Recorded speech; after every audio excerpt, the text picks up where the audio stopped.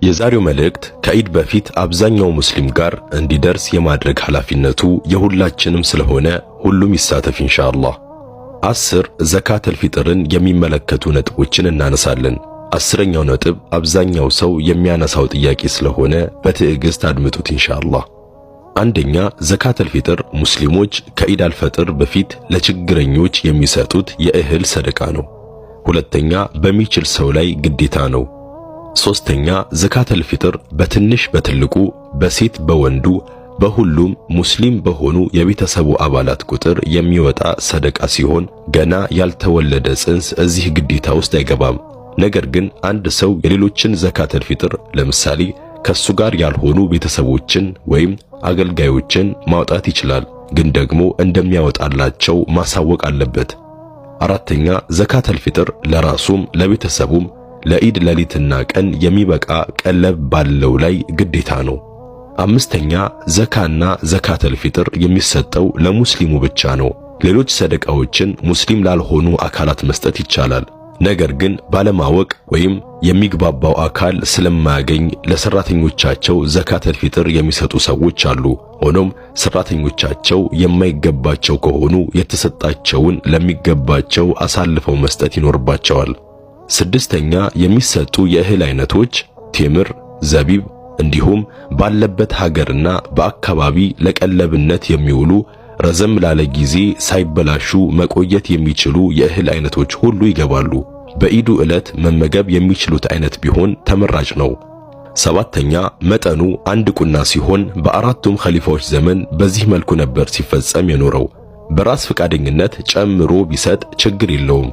ነገር ግን የሚሰጠው መጠን በኪሎ ግራም ከሆነ በሐዲስ የመጣው በስፍር ስለሆነ የክብደት መለኪያ ስንጠቀም እንደ እህሉ አይነት መጠኑ ይለያያል። ወደ ኪሎ ሲቀየር ዱቄት ላይ 2.5 ኪሎ ማለትም 2 ኪሎ ከግማሽ አቅራቢያ ይመጣል። ይሄ የአንድ ሰው መጠን ነው። 10 ቤተሰብ ያለው ሰው 25 ኪሎ ማለት ነው። ስምንተኛ፣ ዘካተል ፊጥር የሚሰጥበት ጊዜ ግዴታ የሚሆነው የረመዳን ወር የመጨረሻ ዕለት ተጠናቆ የኢዱ ሌሊት ሲገባ ነው። ልብ በሉ፣ በእስላማዊው አቆጣጠር የአንድ ዕለት ቀዳሚው ክፍል ቀኑ ሳይሆን ሌሊቱ ነው። ከኢድ ሰላት ማሳለፍ አይፈቀድም። ረስቶ በጊዜው ያላወጣ ሰው ሲያስታውስ ቢሰጥ ወንጀል አይኖርበትም። አውቆ ወይም ችላ ብሎ ወቅቱን ካሳለፈ ግን ወንጀል ላይ ወድቋል። ቢሆንም ግን የደሃ ሐቅ ስለሆነ ወቅቱ ቢያልፍም ሊያወጣ ይገባል። ተቀባዩ በመራቁ የተነሳ በዕለቱ ለማድረስ የሚቸገር ሰው የት ላድርግልህ ብሎ ይጠይቅና ከወከለበት ቦታ ያደርግለታል። በዚህ ጊዜ በዕለቱ ባይወስደውም ችግር የለውም። ነገር ግን በዕለቱ ለመስጠት አስቸጋሪ ሁኔታ ሲኖር ትንሽ ቀደም ብሎ መስጠት ይችላል። አስቀድሞ ለሚሰበስቡ አካላት 1 ቀን 2 ቀን ቀድሞ መስጠት ይችላል። ከተቻለ ስጡ በተባለበት ጊዜ መስጠቱ የተሻለ ነው። በተጨማሪም በውጭ ሀገር ያሉ ሰዎች ለሚሰጥላቸው አካል ቀደም ብሎ መላክ ይችላሉ። ወኪሉ ግን በተቻለ መጠን ወቅቱን መጠበቅ አለበት። 9ኛ፣ ከቤተሰብ ርቃችሁ ለምትገኙ ተማሪዎች ወላጆቻችሁ ዘካተል ፊጥር የማያወጡላችሁ ከሆነና የማውጣት አቅሙ ካላችሁ ዘካተል ፊጥር ማውጣት አለባችሁ። 10ኛ፣ በገንዘብ ማውጣትን በተመለከተ አብዛኛው ዑለማዎች ከልክለዋል። ወላሁ አዕለም። አላህ ጾማቸውን ከተቀበላቸው ባሮቹ ያደርገን።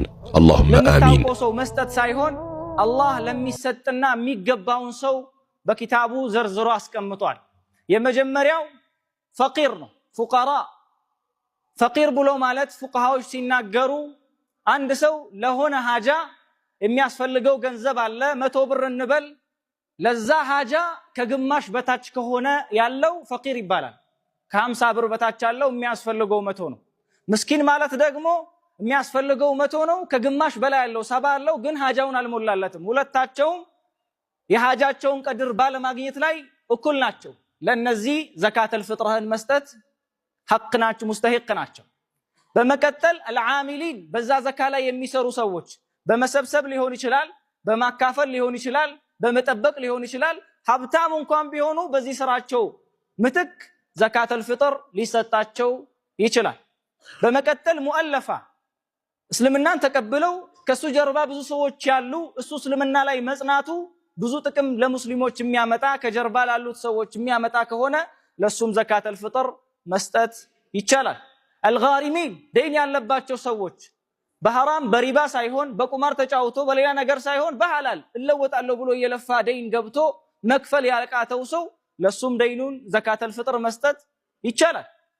ወፊ ሰቢልላህ በአላህ መንገድ ላይ ሲባል በኢጅማዕ ዑለማ አንድም ያልተኻለፈበት ፊ ሰቢልላህ ገዝዋ ይገባል።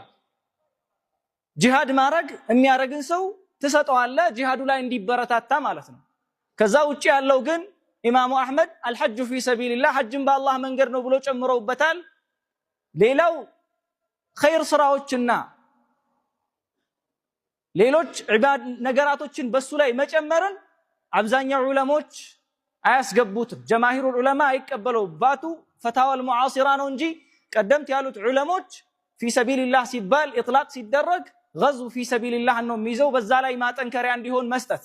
የመጨረሻው እብነ ሰቢል ነው። ሙሳፊር ሀገሩ ለመግባት ስንቁ ያለቀበትና የተቸገረ ከሀገሩ ማስላክ የማይችል ሆኖ ካለበትም ሀገር ከተቸገረበትም የሚበደርበት ሰው ከጠፋው ሊሰጠው ይገባል። ግን የሚበደር ሰው ካለው መላክ የሚችል ከሆነ ለሱም አይበቃለትም። እነዚህን 8 አላህ የጠቀሳቸውን ሰዎች አይተህ ችግራቸውን አይተህ ችግሩ ከበዛ የብዙን ሰው ሰደቃ ሰብስበ ለአንድ ሰው መስጠት ይቻላል። የአንድንም ሰው ሰደቃ ደግሞ ለብዙ ሰዎች አካፍለ በእነሱ ላይ ተቅሲም ማድረግም ይበቃል።